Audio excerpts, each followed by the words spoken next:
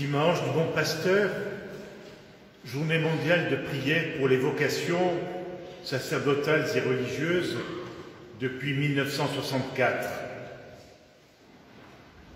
Occasion de nous rappeler l'appel de Jésus, prier le maître de la moisson d'envoyer des ouvriers à sa moisson. Nombreux et divers sont ces ouvriers, tout d'abord les uns à l'égard des autres, les parents à l'égard des enfants, mais aussi les catéchistes, les animateurs d'aumônerie, les laïcs en mission ecclésiale, les diacres, les prêtres, religieux, religieuses, diversité de vocations, des vocations qui s'enracinent toutes dans la vocation baptismale pour constituer la belle mosaïque du peuple de Dieu. Et dans ce peuple, le Seigneur a voulu qu'il y ait des hommes qui soient signes du Christ, bon pasteur, qui rassemblent le peuple, le conduisent, le nourrissent et le sanctifient. Nous avons eu la joie d'accueillir mercredi, jeudi, notre nouveau pasteur, le successeur de Pierre. Parmi ces pasteurs, donc, il y a les évêques, les prêtres. Il a voulu aussi que son peuple soit servi. Ce sont les diacres qui en sont signes en particulier.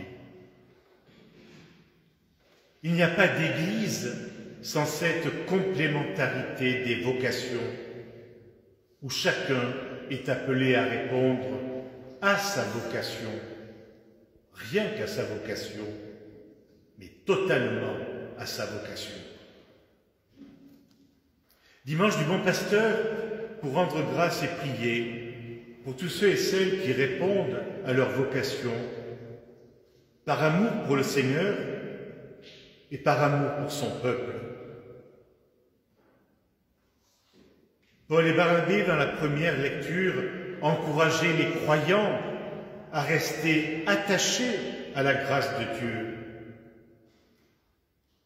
Nous avons besoin les uns des autres pour nous encourager à rester fidèles à notre baptême, pour être disciples missionnaires, comme aimait le dire le pape François.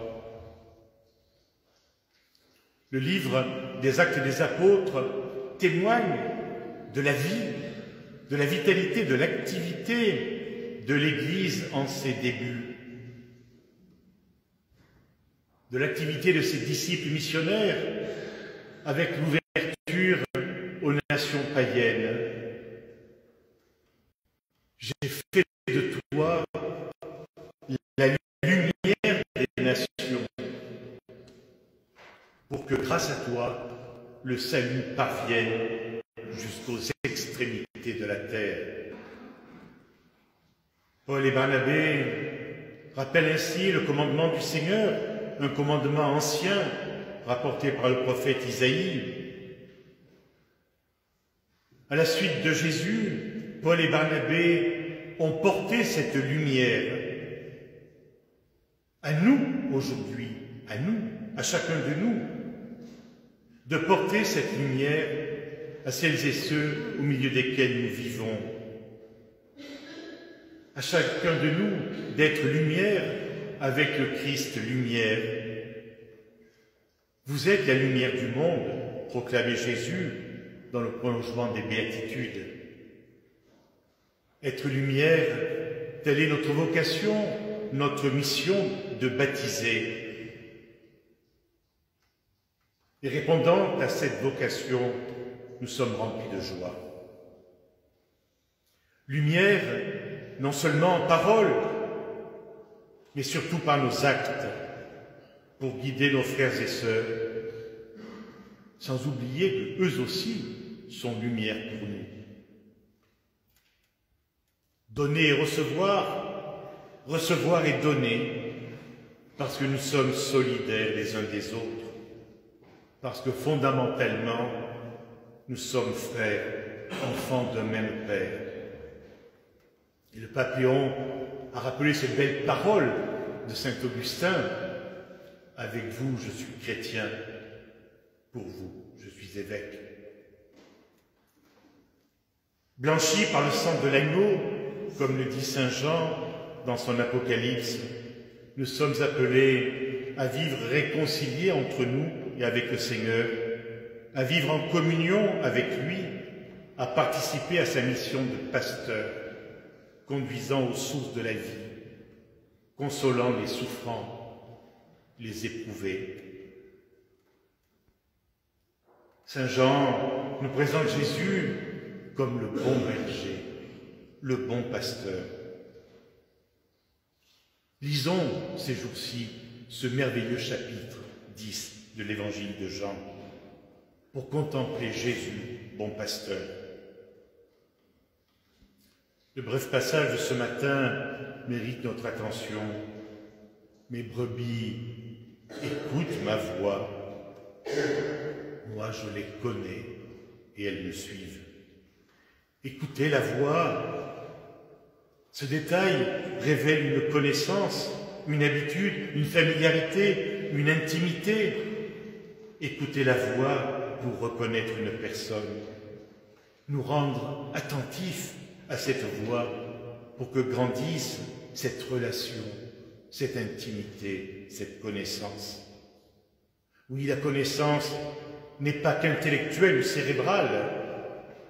La connaissance est d'abord et avant tout relation. Relation vécue dans la confiance et dans l'amour. La connaissance traduit une intimité. Je leur donne la vie éternelle. Jamais elles ne périront. Personne ne les arrachera de ma main. Ne craignons pas de prendre du temps pour méditer ces paroles de Jésus. Elles s'adressent à nous aujourd'hui, à chacun de nous. Le Seigneur nous dit: « Je te connais, je te connais, je veux vivre en alliance avec toi, je désire que tu vives en alliance avec moi. Personne ne pourra m'arracher de tout. Suis-moi et tu vivras. Je suis ton bon berger, je suis ton guide pour te conduire aux sources vives, pour te rassurer, pour te consoler. Je prépare la table pour toi. » Pour être ce bon berger, pour chacun de nous, le Seigneur a besoin de nous. Il a besoin en particulier que les hommes se lèvent pour être prêtres, pasteurs de son peuple, pour l'enseigner, le sanctifier, le guider. Il a besoin que des hommes et des femmes se lèvent pour participer à sa mission de bon pasteur, pour réconforter, consoler, accompagner celles et ceux qui errent et qui sont sans espérance. Il y a 2 ans, Léon XIV, encore cardinal, disait « Le sacerdoce a et continuera d'avoir un rôle très important dans la vie de l'Église et de tous les croyants. Le Seigneur n'abandonne pas son Église, ni hier, ni aujourd'hui, ni demain. »